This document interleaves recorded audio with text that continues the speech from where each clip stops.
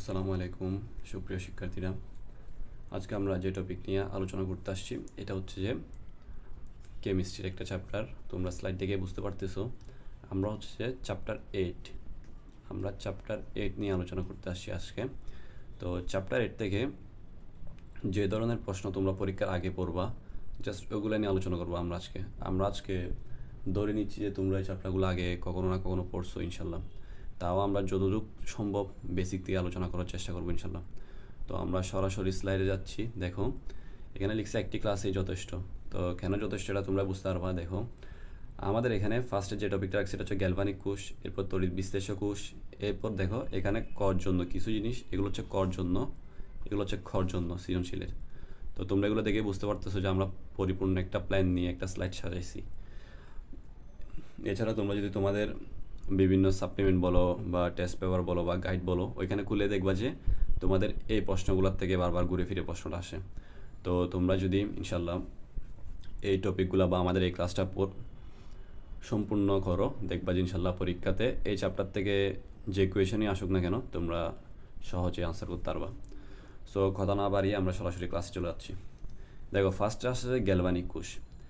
দুই ধরনের কোষ সম্পর্কে আমরা এই চ্যাপ্টারে পড়বো, একটা হচ্ছে গ্যালভানিক কোষ, একটা হচ্ছে তড়িৎ বিশ্লেষ্য কোষ। তো গ্যালভানিক কোষ বলতে কোনটা বোঝানো হয়? তোমরা গ্যালভানিক কোষ দেখো আমি সরাসরি উদ্দীপকটাই রাখছি। এখানে তোমাদের উদ্দীপকটা সাধারণত এই টাইপেরই হয়।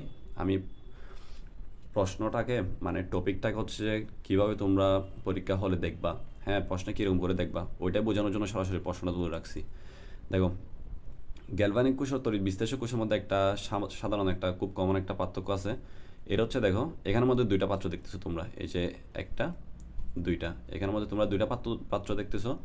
কিন্তু দেখো তড়িৎ বিশ্লেষক কোষ শুধুমাত্র একটাই পাত্র বিদ্যমান, তাই না? এটা দেখে তোমরা বুঝতে পারবা যে কোনটা কোন ধরনের কোষ। দেখো এখানে তড়িৎদ্বার দুইটা, এই যে এখানে একটা তড়িৎদ্বার, এখানে একটা তড়িৎদ্বার, দুইটা তড়িৎদ্বার দুইটা পাত্রের মধ্যে নিমজ্জিত অবস্থায় আছে বা ডুবন্ত অবস্থায় আছে। আর এখানে দেখো দুইটা তড়িৎদ্বারই একটা পাত্রের মধ্যে কি আছে, ডুবন্ত অবস্থায় আছে। এখন দেখো আর কিছু বেসিক পার্থক্য দেখো এখানের মধ্যে। দেখো আমরা দেখতেছি যে এখানের মধ্যে সাধারণত দেখবা যে রাসায়নিক বিক্রিয়া থেকে বিদ্যুৎ উৎপন্ন হয়। রাসায়নিক বিক্রিয়া থেকে বিদ্যুৎ বা তড়িৎ উৎপন্ন হয়।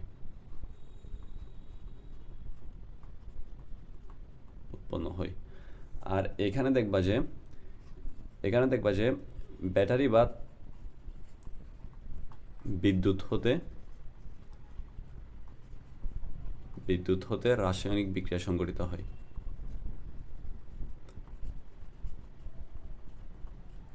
রাসায়নিক বিক্রিয়া সংঘটিত হয়। এই যেগুলো হচ্ছে বেসিক পার্থক্য। তো দেখো আমাদের প্রথম যে প্রশ্নটা আসছে এটা হচ্ছে, দেখো এখানে আমি তোমাদেরকে বুঝাই বলি, ফার্স্টে উদ্দীপক সম্পর্কে বুঝাই।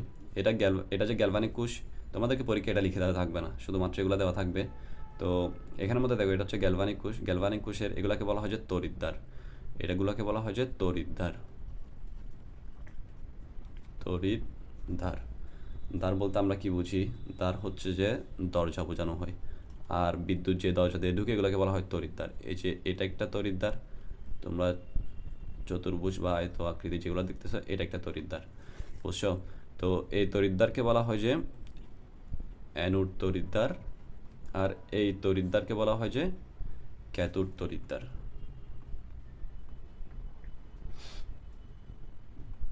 দেখো এই তড়িৎদ্বারকে বলা হয় যে ক্যাথোড তড়িৎদ্বার। আমি যদি ইংরেজি স্পেলিংটা লিখে দিই, ক্যাথোড তড়িৎদ্বার, আর এটা হচ্ছে যে অ্যানোড তড়িৎদ্বার।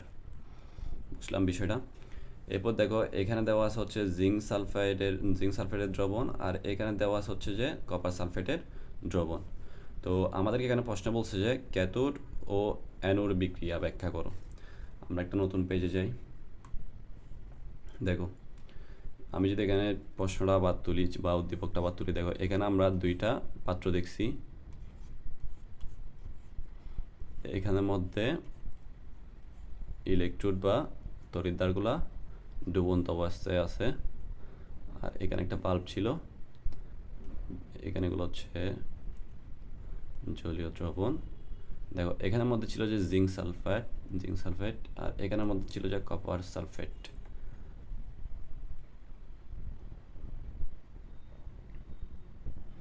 বুঝছি জিনিসটা। এরপর মানে এগুলো এখানে ছিল বলতে এগুলো এখানে পানিতে আছে আর কি, এই জিনিসটা বোঝানো হচ্ছে। আর এগুলো হচ্ছে জিঙ্কের দণ্ড, এটা হচ্ছে কপারের দণ্ড। তো এটাকে আমরা বলছি হচ্ছে অ্যানোড তড়িৎদ্বার, আর এটা হচ্ছে যে ক্যাথোড তড়িৎদ্বার। তোমরা এখানে একটা সংক্ষেপে একটা জিনিস ইউজ করতে পারো ছন্দ হিসেবে, ক দিয়ে ক্যাথোড তড়িৎদ্বার, আবার ক দিয়ে কপার। দেখো কপার যে পাশে আছে ওই পাশে ক্যাথোড তড়িৎদ্বারটা অবস্থান। তো আমাদেরকে যেহেতু বিক্রিয়া খুঁজছে, তাহলে আমরা এখানে লিখবো যে অ্যানোড বিক্রিয়া। বিক্রিয়া হচ্ছে দুই জায়গায় হবে, একটা হচ্ছে অ্যানোডে বিক্রিয়া হবে আর একটা হচ্ছে ক্যাথোডে বিক্রিয়া হবে। দেখো অ্যানোডে বিক্রিয়া হচ্ছে যে এখানের থেকে, দেখো এখানে জিঙ্ক দণ্ডতা আছে না, এটা করবে কি,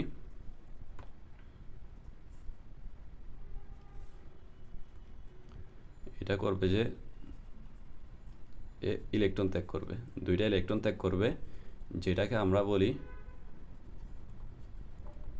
জারণ বিক্রিয়া বা জারণ অর্ধ বিক্রিয়া।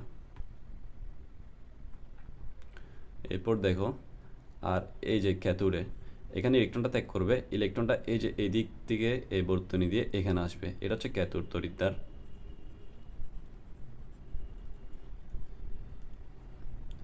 ক্যাথোড তড়িৎদ্বারে যে বিক্রিয়াটা হবে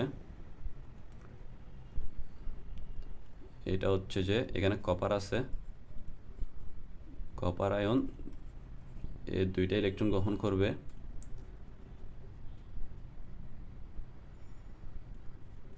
দুইটা ইলেকট্রন গ্রহণ করে কপার ধাতুতে পরিণত হবে।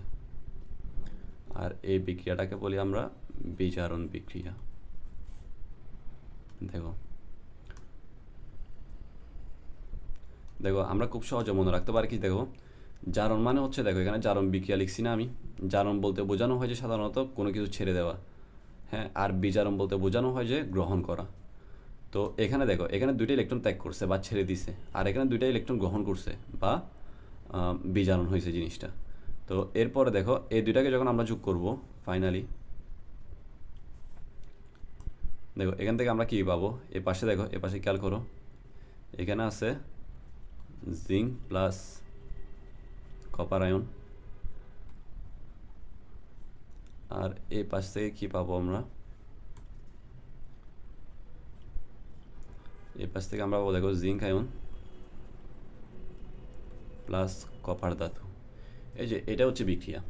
তো এখান থেকে তোমরা একটা জিনিস এটা বোঝানোর স্বার্থে বলতেছি, দেখো এখান থেকে জিঙ্ক যে ইলেকট্রনগুলো দান করছে না, এই ইলেকট্রনগুলো হচ্ছে যে এই যে এই বর্তনী দিয়ে প্রবাহিত হয়ে আসবে, এদিক দিয়ে প্রবাহিত হয়ে ক্যাথোডে আসবে, বুঝছো? তো আমরা কি জানি, এই যে ইলেকট্রনের যে ফ্লোটা দেখতেছি এখানে আমরা, এই ইলেকট্রনের প্রবাহই হচ্ছে কি বিদ্যুৎ প্রবাহ। ইলেকট্রনের প্রবাহ সমান,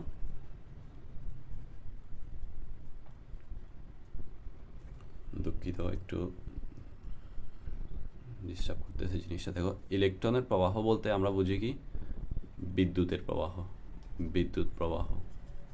তো দেখো এই যে ইলেকট্রনটা এদিক থেকে এদিকে আসতেছে না, তো এখানে বিদ্যুৎ প্রবাহ হচ্ছে, তাহলে বিদ্যুৎ প্রবাহ হলে লাইটটা কী হবে, জ্বলে উঠবে। সো তোমরা এভাবেই জিনিসটা আশা করি বুঝছো, এবং এভাবে পরীক্ষার হলে সম্পূর্ণ লিখে দিবে ইনশাল্লাহ।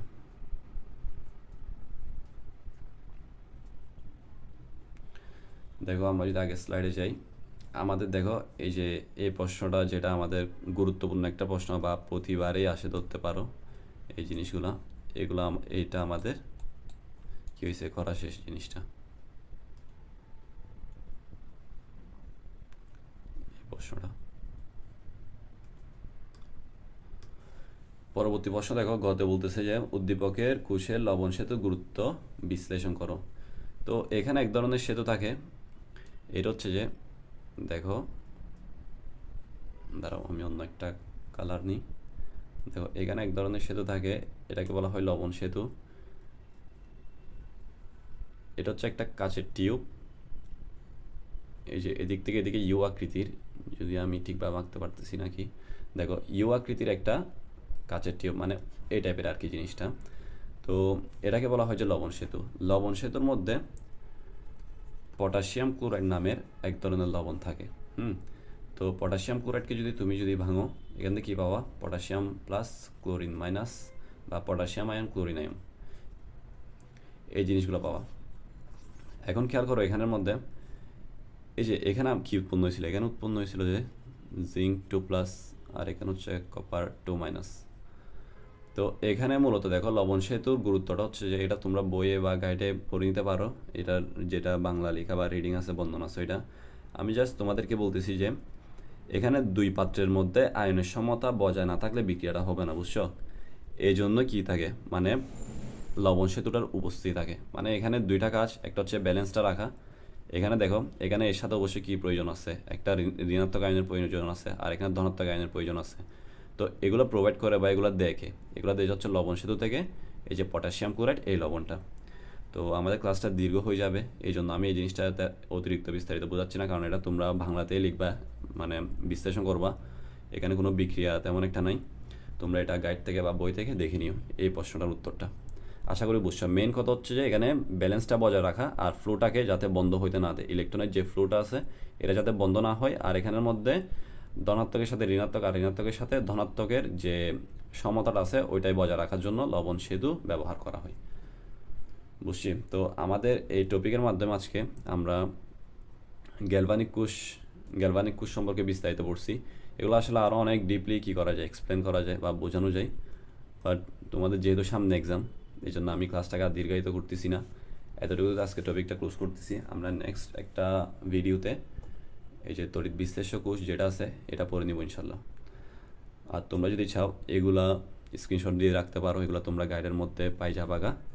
দেখো তাপ উৎপাদী বিক্রিয়া কাকে বলে, যেখানে তাপ উৎপন্ন হয়, এখানে ডেলএচের ভ্যালু হচ্ছে যে নেগেটিভ, বা তোমরা যদি বলো এটার উপর একটা ক্লাস নিতে পারতেছি, যদিও এগুলো আমার মতে তোমরা এদিন পড়ে ফেলছো। দেখো তাপ হারি বিক্রিয়া কোনটা, যেখানে তাপ শোষিত হয়। তড়িৎ বিশ্লেষ্য কী, তড়িৎ বিশ্লেষ্য কোষ কাকে বলে, যেখানে কি হয়, যে এখানে বিদ্যুৎ শক্তিকে রাসায়নিক শক্তিতে রূপান্তর করা হয়, যেখানে বিদ্যুৎ শক্তিকে কিসে কনভার্ট করবা, রাসায়নিক শক্তিতে কনভার্ট করবা। অর্থাৎ এই যে এটা এখানে আমি লিখছি, বিদ্যুৎ হতে রাসায়নিক বিক্রিয়া সংঘটিত হয়। দেখো গ্যালভানিক কোষ কাকে বলে একটু আগে পড়ছি, ইলেকট্রোপ্লেটিং কি, নিউক্লিয়ার ফিশন কি, ব্রাইন কাকে বলে। এরপর দেখো এখানে আসি, দেখো এই যে এই প্রশ্নটা খুবই ইম্পর্টেন্ট, ক্যাথোড ও অ্যানোডের মধ্যে পার্থক্য লিখো। তড়িৎ রাসায়নিক কোষে দুটি তড়িৎদ্বার থাকে কেন, নিরাপদ জ্বালানি বলতে কী বুঝো, গ্যালভানিক কোষ বলতে কী বুঝো। তোমরা চাইলে এগুলো পড়ে নিতে পারো। এগুলো হচ্ছে যে আসার সম্ভাবনা প্রবল, ধরে নিতে পারো যে 100%। মানে সবগুলো আসবে এরকম না, তুমি যদি এগুলো পড়ে যাও এখান থেকে একটা না একটা কমন পাবাই, মানে কতে আর খতে, এটাই বোঝাচ্ছি জিনিসটা। আর দেখো নেক্সট ক্লাসে আমরা নেক্সট ভিডিওতে এটা নিয়ে আলোচনা করবো ইনশাল্লাহ, এটার সাথে ইলেকট্রোপ্লেটিং জিনিসটাও থাকবে। আর আজকে আমাদের টপিকটা ছিল এটা, তোমরা চাইলে স্ক্রিনশট নিয়ে রাখতে পারো বা অবশ্যই তো নোট করবা জিনিসটা। আর দেখো এইটা হচ্ছে যে মূলত আমাদের বিক্রিয়া ছিল যেগুলোই, তোমরা পরীক্ষাতে এই জিনিসগুলো শো করবা, স্যারকে এগুলাই দেখাবা, এই যে এই টপিকটা দেখানো লাগবে তোমাদের পরীক্ষার হলে। সো আশা করি বুঝছো। আর এটা ফাইনালি যেটা আসছে না, এটাকে বলা হয় যে কোষ বিক্রিয়া।